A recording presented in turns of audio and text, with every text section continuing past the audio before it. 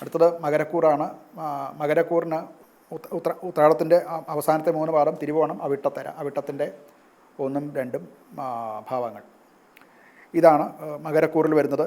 ബുധൻ 2ാം ഭാവത്തിലാണ്. 11-ാം തീയതി മുതൽക്കത് 3ാം ഭാവത്തിലേക്ക് വരും. സംസാരം കൊണ്ട് ഉണ്ടാകേണ്ട ഉയർച്ച കുറച്ചുകൂടെ ശക്തമാകും. അതുകൊണ്ട് നല്ല ഫലങ്ങൾ കിട്ടുന്നതാണ്.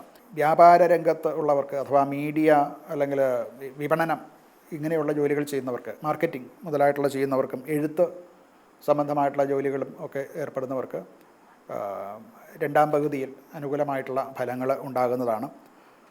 ധനപരമായിട്ടും അവർക്ക് കിട്ടിക്കൊണ്ടിരുന്ന വരുമാനത്തിന് ഭേദമൊന്നും ഇല്ല എന്നുണ്ടെങ്കിലും ഒരു സ്ഥിരത, വരുമാന സംബന്ധമായിട്ട് ധനപരമായിട്ടൊരു സ്ഥിരത തന്നെയാണ് ഉണ്ടാകുന്നത്. മറ്റൊന്ന് കഷ്ടനഷ്ടങ്ങൾ ഒന്നും വരാൻ വലിയ സാധ്യതയില്ല.